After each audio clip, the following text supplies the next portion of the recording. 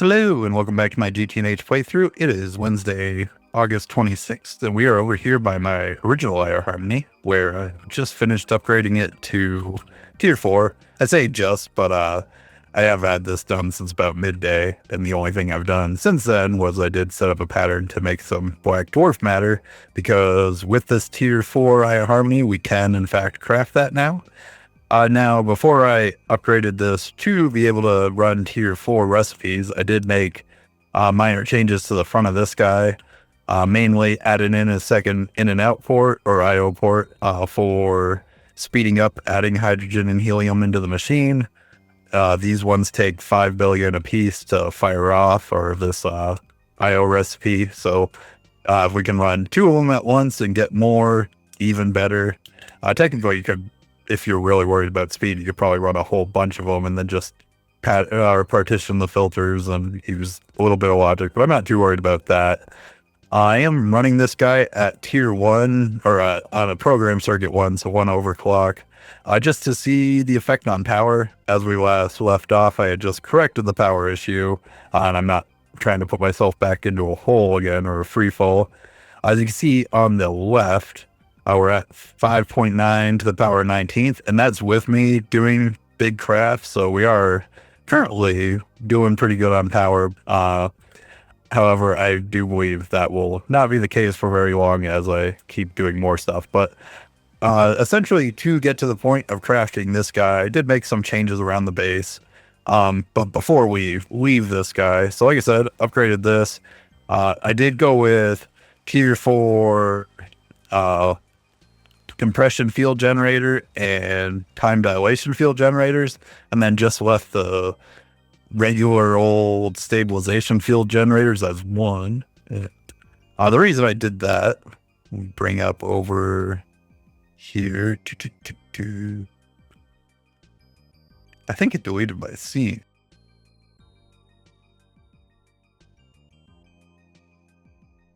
I craft this PC. Oh, here we go. Window capture. Right? No, wrong. Display capture. Sorry about that. It's been a hot minute since I've been recording over here. I was clicking all the wrong stuff. So if we look over here, this is what my current setup is. IO, advanced, and crude. This is the IO Harmony planner calculator. It's basically in the same GTNH power planner as before. If you look over here with this guy at 1, we're using 3.23 to the power of 11. Actually, this is wrong because this should be 1 overclock. So the power of 12 over here. We jump this guy up to 4. It literally just drops it from 5.4 to 5.24. And that's basically about it. Doesn't speed it up. Doesn't really give me anything else. So really no point in making that block. Now, however, I kind of wish I had known that before I started making all the components, because of the condensate line, I pre-crafted all the components that go into the blocks. So for example, for the blocks we didn't use, I pre-crafted all these sensor array and field manipulators, which maybe we'll use them eventually, but I have a feeling not so much. So that's kind of just wasted dwarf matter there, but live and learn. I wasn't messing around with the calculator previously before doing the other IO Harmony or anything, so it is what it is. To keep going on the base though, so actually might as well hop over to the condensate multi-block. So this big guy, this time I had far less trouble. I basically changed up my logic circuit for it just a little bit. I had one thing void, which was my first of these advanced time dilation field generators, which was a little sad because they're expensive, but not that big of a deal. The sad part, however, was I was crafting 216 because that's the amount you need to make the amount for the multi-block, plus have enough for the stabilization field generators. And then I forgot to reduce that to 168. So I crafted 215, realized one failed, crafted another one, and then realized, wait, I don't need to do that at all. So if we come in here, I actually have 48 extra ones sitting here for no reason. Again, is what it is, but you know. So the one change I made over here, is this little part in the middle. So what we got going on here, just a friendly reminder, this guy is telling us only gives a red signal if that part of the multi-block up there is not running, and that part's the part that changes fluids into condensate. This one only gives a signal if there is an item in the subnet that feeds the array up there, and with a huge delay on it. Previously, this didn't exist, but now this guy basically gives a delay so that if both these conditions are met, now it needs a second and a half of both conditions being met to fire off, which seemed to fix almost all the issues. And then this last one, is kind of optional. I'm leaving it on for the expensive blocks, but like I said, I had one fail. But the cheaper components I'm leaving off, and basically what this is it's a delay after this guy is running.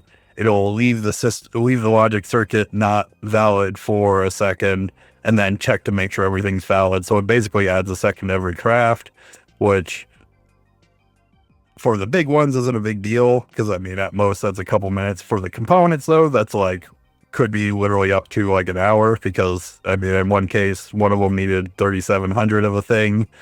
Even a 1 second delay, that's literally over an hour of extra time. So that's what the two switchers are for, is just to override that particular function. But I added this in, seems to mostly have fixed it for now. We'll see. I'm sure more surprises will pop up. I did start going back into expanding my passives. Over here, I kind of was messing around with my new way I want to start doing them. Instead of doing these lawn ones, which, don't get me wrong, are great, going back to using the buildings.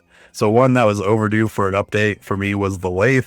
I literally only had the one, and it still was on like electrum pipe casings and like a lower tier of power. Now we've got 8 of them. And basically just going downwards to the ground. I'll expand it all the way down and then do more as needed from there. These guys are running at UXV, so significant speed up here. Had to do this specifically because of Radox lenses as part of those blocks for the Eye of Harmony were really slow. It also really started spamming UMV wireless over here for wire cutters, or the wire cutting machines, and I added the 1X to this tower, so now I have 16 1X wire cutters running at UXV. And then what else did I do? Oh, I upgraded these guys, including upgrading the coils on them as well, so the autoclaves are going a lot faster. Also changed all them to UXV. And I keep flying past it, but I forgot. I did finally set up, so I set these up before. However, I didn't have anything on them up to this point, so I did up the, or finally put one in here for the QFT specifically for plutonium and uranium. That is the radioactive catalyst. This one's great because this one gives you thorium-232, which is pretty slow, even with all those pieces maxed out. The rest of these I don't really care too much about. I'm sure they're used elsewhere in recipes, but this is actually, I know is used and was a bottleneck before, so this eliminated that. And that was a pretty good speed up. Now I say the last thing hesitantly because I'm pretty sure I forgot. Oh, you know what? Before we get to the quote-unquote last thing I was thinking of, I did also come over here to the beam line and played around with upgrading specifically this one. This one does my crystal and advanced crystal and living crystal SOCs. And I basically upgraded it to be, instead of one recipe at a time, using blocking mode to allow the same recipe through by upping the input hatch. And the focus input, and adding a storage over here just to see, like, these are all the items that can get pushed into here. Up here are all the different maths that can push into here. Now, I probably should have used the stocking input hatch, which I did originally, but it wasn't working, and I realized it's because I forgot to put the item detector cover, which is the thing that gets everything running.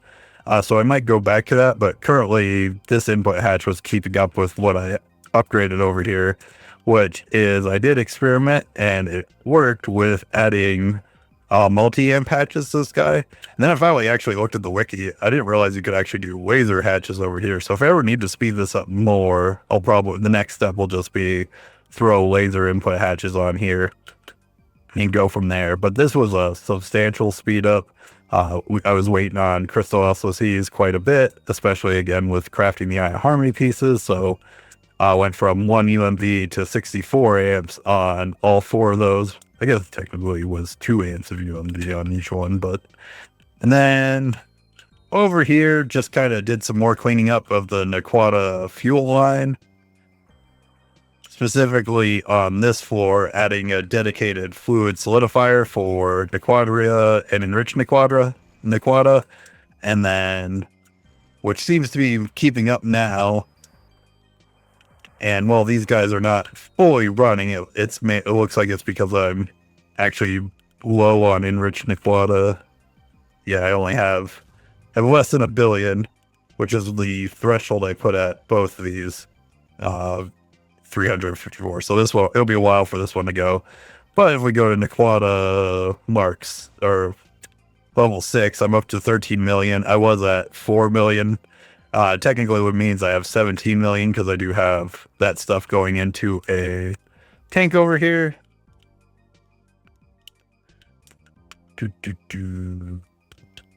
Which is down this guy into down here. I have I set up a 4th one, but I haven't set up gone further than that yet, but soon will be. Yeah, we got 4 million Mark 6 fuel over here. I did decide before I want to turn this one on, I need more antimatter anyways to turn it on. But however, to make sure I don't run out of spatially large and tachyon rich, I think the next thing I'm going to spend white dwarf matter on, which is the only real sad part of wasting those components for the Eye of Harmony that I didn't end up needing, is I do want to upgrade the Spinmatron further to allow it to go faster. Currently mine is a tier 3 with infinity blocks and infinity frame. However, to go beyond this point, we need space-time frame, no issue, and 56 blocks of white dwarf matter. I was just shy of it before. I should be, yeah, I'm still technically shy. I believe I need something like 72,000 if I remember correctly.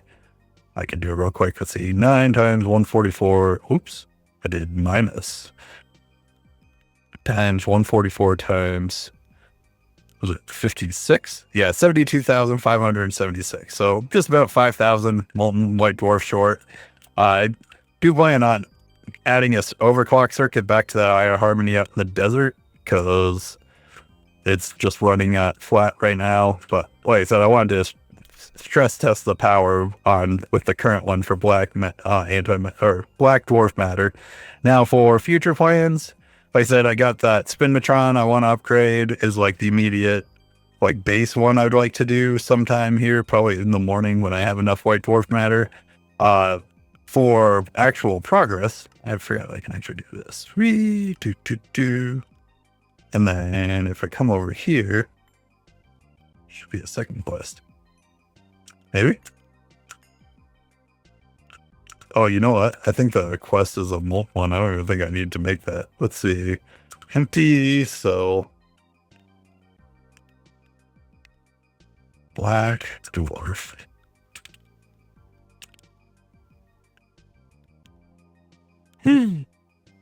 Whoops.